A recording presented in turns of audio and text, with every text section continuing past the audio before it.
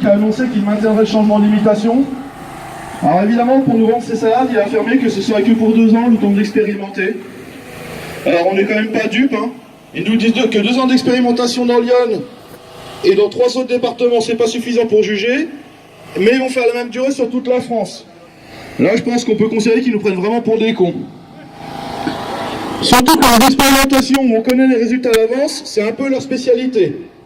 Dernier exemple en date, la préfecture de Lyon qui a diffusé dans les médias ses soi-disant preuves. Ainsi, elle attribue la baisse des tués et des accidents sur la nationale 151 au changement de limitation. Pourtant, quand on y regarde de plus près, quelles étaient les causes des accidents sur la nationale 151 ces dernières années? Des accidents mortels. Alors, un accident dû à un très grand excès de vitesse, hein, on estime que, malheureusement, c'était un motard, hein, on estime qu'il devait rouler à plus de 200 km/h, donc limitation à 80 ou 90, ça n'aurait pas changé grand-chose. Un accident dû à une vitesse inadaptée sous la pluie, donc sous la pluie c'est déjà limité à 80, donc changement de limitation, ça sert encore à rien. Un accident dû à l'alcool, qui peut croire ici qu'un conducteur qui roule bourré s'occupe de la limitation? Un autre accident dû à un refus de priorité dans le brouillard. Là, la limitation limite-t-elle aussi les aléas climatiques? Et enfin, dernier accident, un conducteur qui s'est endormi, phénomène qui ne peut qu'augmenter avec l'abaissement de la limitation.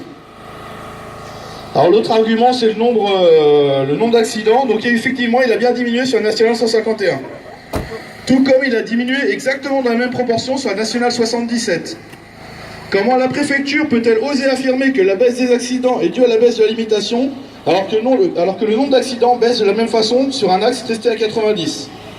On voit bien là la façon dont l'État va analyser les résultats de sa prétendue expérimentation pour justifier qu'elle est efficace.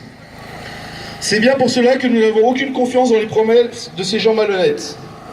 Alors, que propose la FFMC? La FFMC, elle propose de réinvestir dans le réseau routier, dont on voit chaque année qu'il se dégrade un peu plus. En quelques années, la France est passée de la première à la 8e place dans le classement mondial de la qualité du réseau routier. Deuxième possibilité, rendre des autoroutes gratuites pour les rendre accessibles à tous. Travailler sur la formation des conducteurs et le partage de la route, au lieu de faire de la formation virtuelle sur ordinateur comme l'État l'a mis en place. Enfin, il faudrait peut-être aussi envisager de rétablir les budgets pour la prévention. Dans Lyon, le budget utilisé pour la prévention a été divisé par 3 en 10 ans. Donc, je vous rappelle les promesses puisqu'on parlait de promesses de candidats, de promesses de président, etc. En 2002-2003, quand on a commencé à mettre en place les radars automatiques, on nous a dit l'argent des radars automatiques, il servira à la sécurité routière, il servira à améliorer l'état des routes, etc. Là, on approche du milliard d'euros de recettes annuelles. Pourtant, tous ces budgets, ils sont en train de s'effondrer. Alors évidemment, on nous sort des jolis rapports. Oui, mais l'argent, en fait, il est bien redistribué pour la sécurité routière. Oui, il est redistribué pour la sécurité routière, mais il vient en remplacement d'autres financements. Donc, grosso modo, si on veut de la prévention, il va falloir qu'on accélère devant les radars pour pouvoir financer les interventions dans les collèges, parce que sinon, il n'y a pas une thune pour les conducteurs de demain.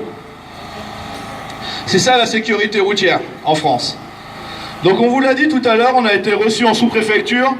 La sous-préfecture, elle nous a ressorti exactement les mêmes arguments, ce qui n'a rien d'étonnant puisque la DSCR a communiqué ses éléments de langage à toutes les préfectures de France avec les mêmes arguments fallacieux, 31% des accidents qui sont dus à la vitesse.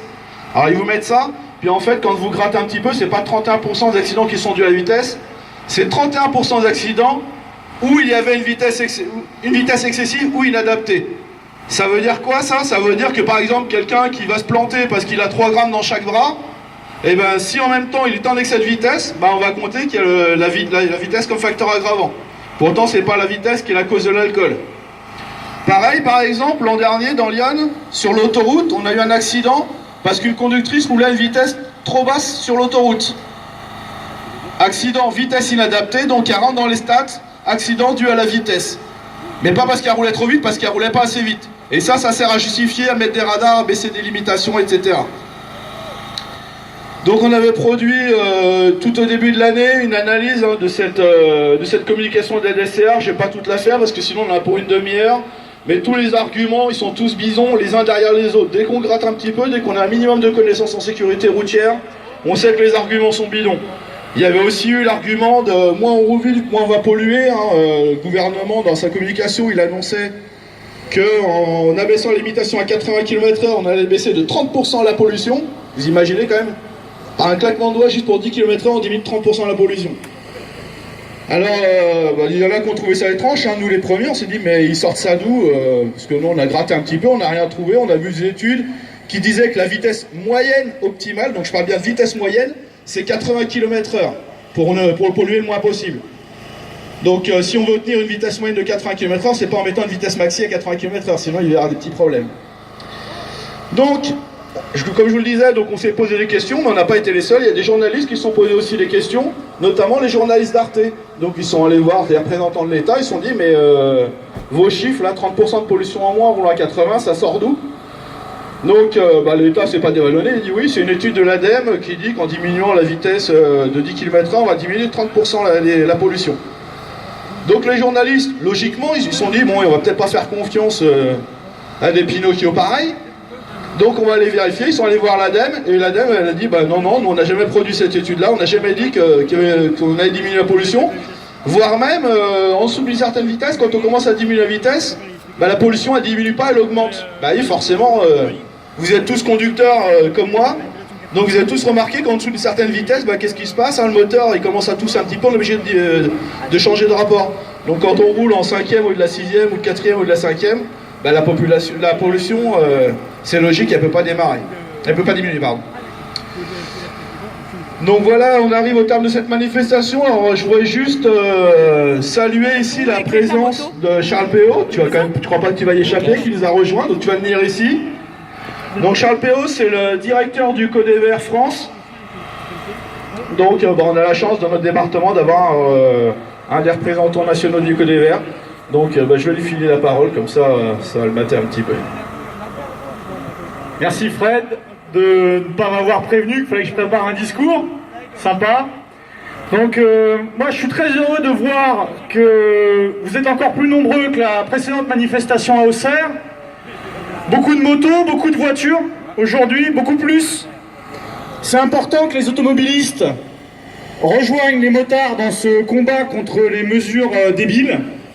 Voilà, moi je suis à la fois motard et automobiliste, j'alterne, donc c'est important, on est tous concernés, et c'est pour ça aussi que le Codéver, qui n'a pas grand chose à voir à la base avec la circulation routière, puisque nous on s'occupe des loisirs verts, mais parmi évidemment nos adhérents, avant de faire du 4x4, de la moto, du quad, du cheval, de la marche à pied, du VTT, tous les jours ils utilisent leur voiture ou leur moto pour aller au boulot, pour emmener les enfants à l'école. Donc ils sont évidemment tous concernés. Et c'est pour ça qu'on a décidé de faire partie des soutiens de la FFMC, de soutenir ces mouvements de manifestation. Voilà, au nom de tous nos adhérents, on a dit c'est important, il faut qu'on soit là, il faut qu'on soutienne. Voilà, c'est tout ce que j'ai à dire. Merci. Donc on essaie d'organiser les uns contre les autres, les motards contre les automobilistes, les cyclistes contre les motards. On essaie de montrer les cyclistes contre les automobilistes, etc. Sauf qu'au bout d'un moment, on est tous les uns les autres, on passe d'une catégorie à une autre, on n'est pas des statistiques, on ne rentre pas tous dans une case. Donc la grande réussite déjà de ce mouvement, c'est qu'on voit qu'on arrive à être tous ensemble. Parce qu'on a tous identifié que l'ennemi c'est pas celui qui a 4 roues, c'est pas celui qui a 2 roues. Les ennemis ils sont dans les bureaux du ministère de l'Intérieur, au palais de l'Élysée, à Matignon, parce que clairement ces gens ils vivent pas dans le même monde que nous. La limitation à 80 ça n'impactera jamais leur vie, alors que nous ça va l'impacter fortement. Vous avez tous entendu l'argument par exemple oui, mais les gens moyennes roulent 40 km par jour, donc 40 km par jour, ils vont perdre que 2 minutes. Ouais, ok, on va perdre que 2 minutes, donc si c'est pas l'argument essentiel, l'argument c'est surtout qu'on va prendre que la droit. Mais